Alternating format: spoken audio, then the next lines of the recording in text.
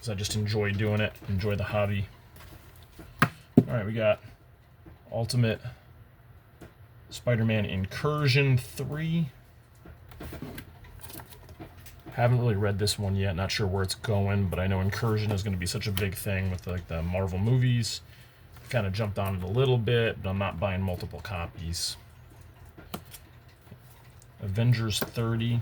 Still keeping up on Avengers. I got a long run of Avengers going way back. Only missing a few portions of the run. Looks like they're starting to throw zombies back in here. That's a show coming up soon, everyone knows. Alright, I got a copy of Amazing Spidey 975. Legacy 975, new order, like number 11.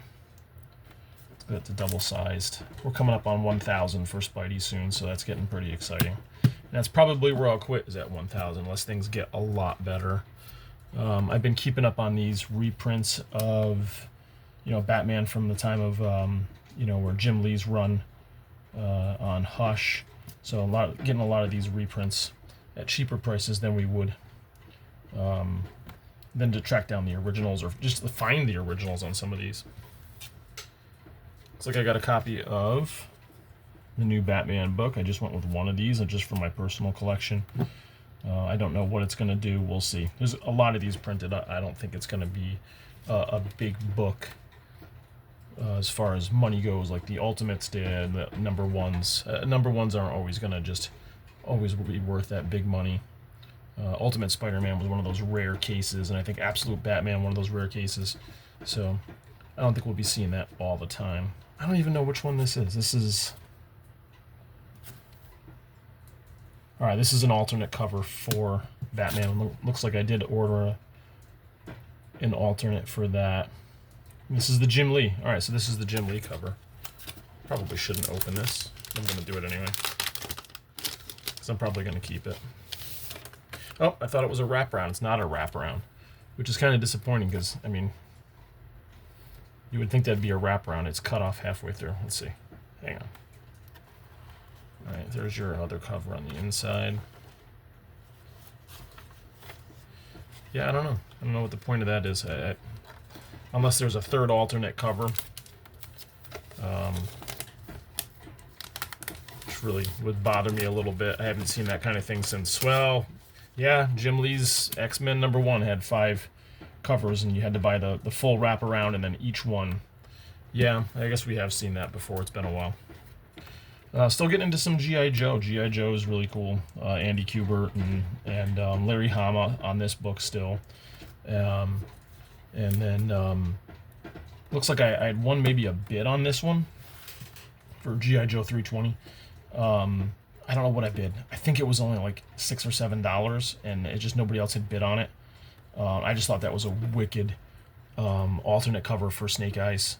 Just classic, and it's good to see just that classic military look for G.I. Joe, and little kind of like negative space kind of Frank Miller-esque kind of take on that. So I'm still keeping up on Hulk a little bit. Hulk's kind of taken a weird turn in the last few years. Had some kind of neat books with I think it was Hulk, correct me if I'm wrong, but Hulk #4 introduced Ghost Rider 1942, or was it #6? I'd have to go back and take a look. So there's a couple books in there that are becoming popular for this new Hulk series. I'm not sure how much longer I'll keep up on that one, but we'll see. Avengers 29.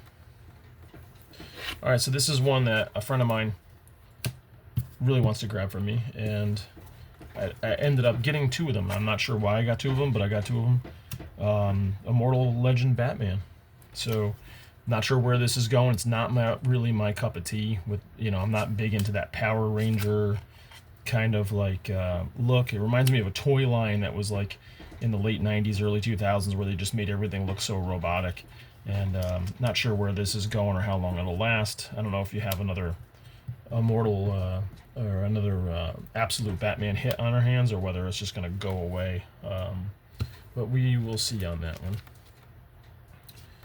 We got an Action Comics 23 reprint. So I'm really big into buying the reprints, obviously. A lot of these books are going to be out of our reach. So you know, to get a complete reprint. And then a lot of these reprints also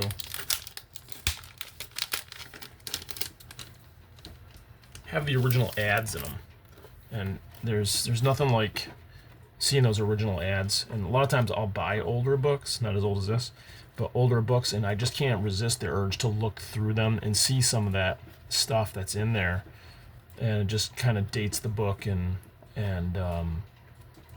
makes you really understand how far comics have come, where they're going, and where they need to go back to.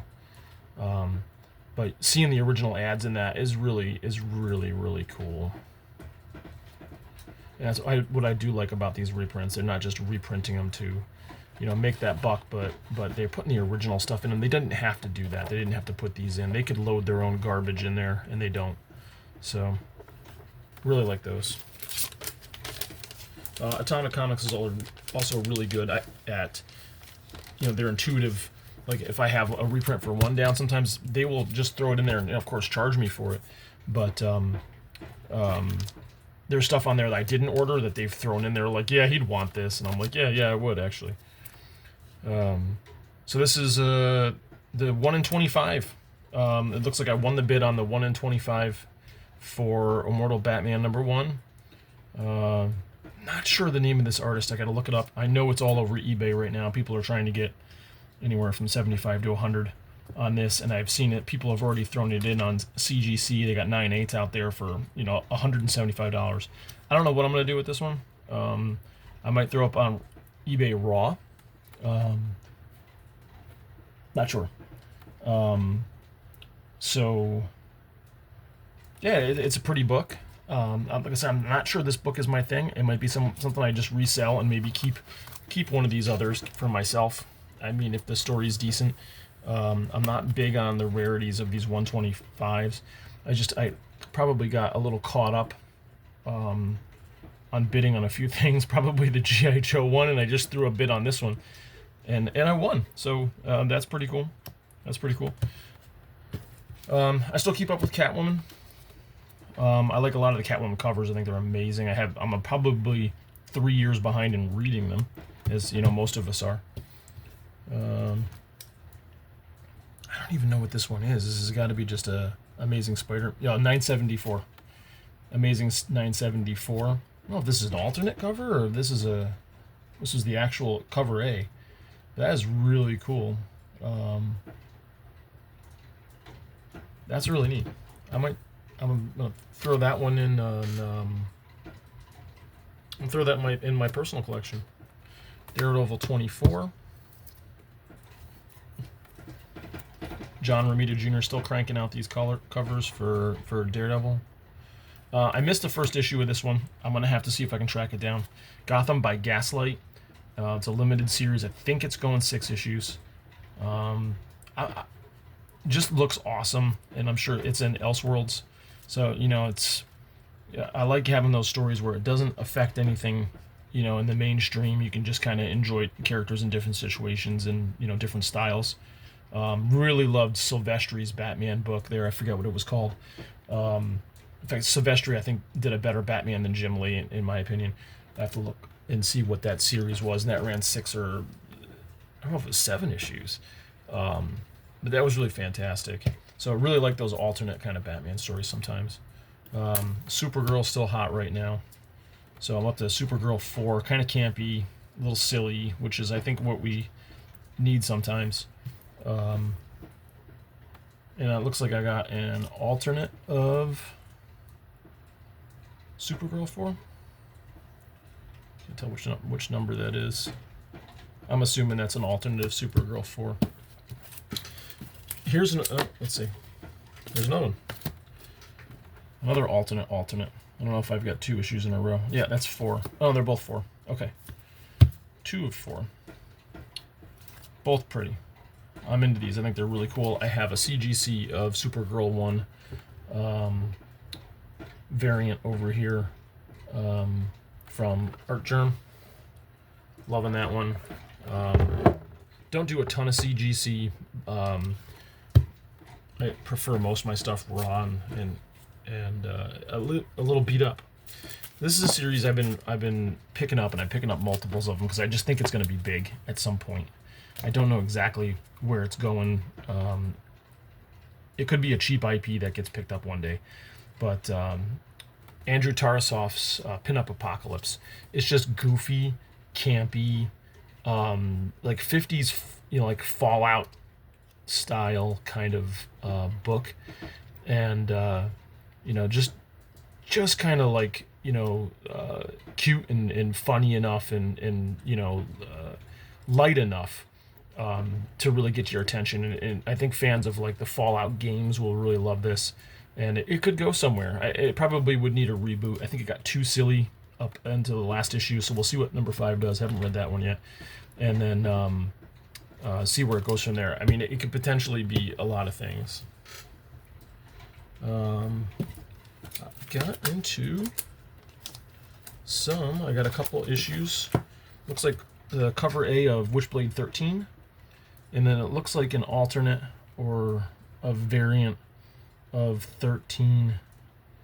It's in a cover. I'm not sure who did that cover. Both pretty cool. Witchblade's decent, but it's definitely a niche book, even for Image, and not quite the charm of like the original Witchblade, stories way back. Detective Comics hit 1,100. So I think this one is going to be cover A, and then I picked up this alternate Batman and Robin alternate cover for 1,100 also, so that's pretty neat. Oh, it looks like I got double on those. And that's my full order. Guys, I think I don't even know what I paid, but I think the gem of this one has got to be our buddy here, which just seems so popular right now, that Immortal Legends Batman, everybody's anticipating that to do a lot like what Absolute Batman did. And let's see if I got any other favorites in here. I went through them so quick today. Really loving that alternate for Snake Eyes on G.I. Joe. That's one that's I'm going to hang on to and for a long time. And we got some interesting reads. So, all right, that's it, guys. I appreciate you hanging by and checking out my new order, and we'll see you next time.